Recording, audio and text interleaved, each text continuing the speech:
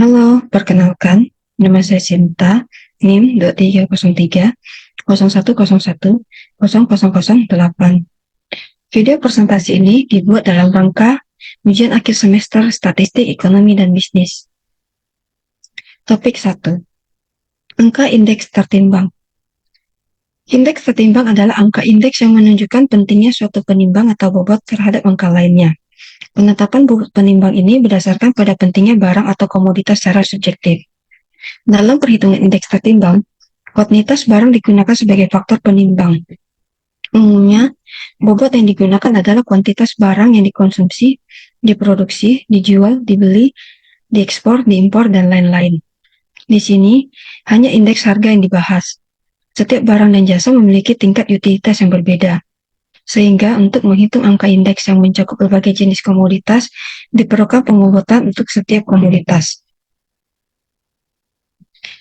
Indeks harga sekelompok barang menurut metode ini akan dihitung dengan rumus PN sama dengan sigma PN dibagi dengan P0 dikali dengan W dibagi sigma W dikali 100. W adalah menunjukkan nilai timbangan, PN harga barang pada tahun N, dan P0 adalah harga barang pada tahun dasar 0. H.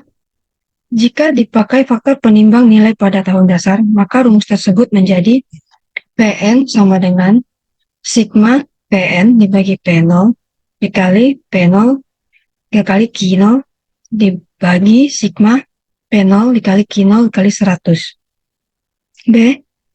Jika dipakai faktor penimbang nilai pada tahun N, maka rumus tersebut menjadi PN sama dengan sigma PN dibagi P0 dikali PN dikali Qn dibagi sigma PN dikali Qn kali 100. Contoh, jenis barang A, B, C, D dengan harga unit 2010 500, B 800, C 600, D 300. 2011 525, B 900, C 700, D 400. Kuantitas tahun 2010 itu A 2, B 5, C 3, D 10. 2011 hanya 4, B-nya 6, C 4, D 15.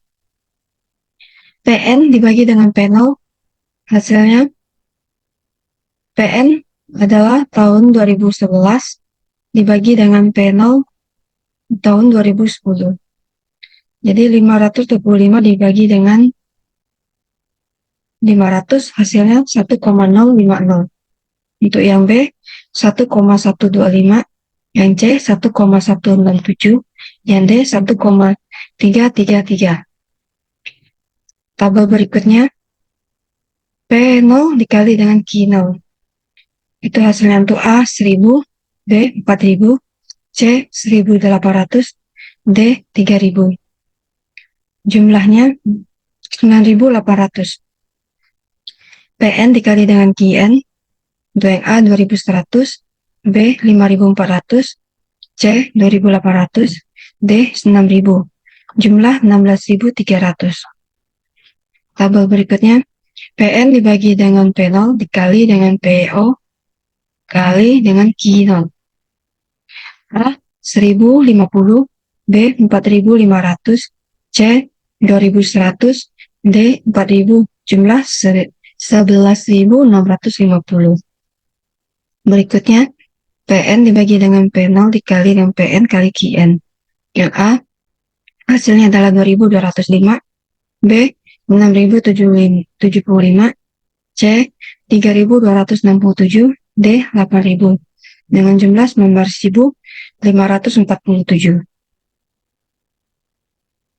Jawaban 1, bila dipakai timbangan nilai pada tahun dasar 2010, maka angka indeksnya PN sama dengan sigma PN dibagi dengan P0 dikali P0 kali Q0 dibagi sigma P0 kali Q0 kali 100. Maka hasilnya sama dengan 11.650 dibagi 9.800 dikali 100 sama dengan 118,87. 2. Bila dipakai timbangan nilai pada tahun N 2011, maka angka indeksnya PN sama dengan sigma PN dibagi P0 dikali PN kali QN dibagi sigma PN kali QN kali 100 sama dengan 19.546 dibagi 16.300 kali 100 sama dengan 119,91. Topik 2. Perhitungan deret berkala dan peramalan. Model deret berkala klasikal. Data deret berkala adalah kumpulan data yang dicatat secara berurutan dalam jangka waktu tertentu. Contoh data deret berkala meliputi data penjualan produk tertentu dalam beberapa bulan berturut-turut, data harga saham selama beberapa tahun terakhir, atau data jumlah pekerja di suatu industri dalam beberapa tahun. Data deret berkala biasanya ditampilkan secara grafis dengan grafik garis, di mana periode waktu dipresentasikan pada sumbu horizontal dan nilai deret berkala ditunjukkan pada sumbu vertikal. Analisis variasi musim. Variasi musim merujuk pada perubahan atau fluktuasi yang terjadi dalam musim-musim atau bulan tertentu sepanjang tahun. Pengaruh variasi musim pada data berkala diidentifikasikan dengan menentukan indeks musim untuk setiap bulan atau setiap kuartal dalam setahun. Identifikasi indeks musim ini sangat penting untuk produksi pengambilan keputusan dan perencanaan dalam industri. Ada beberapa metode yang dapat digunakan untuk menentukan indeks musim sebagai berikut. 1. Metode rata-rata sederhana. 2. Metode rata-rata dengan tren.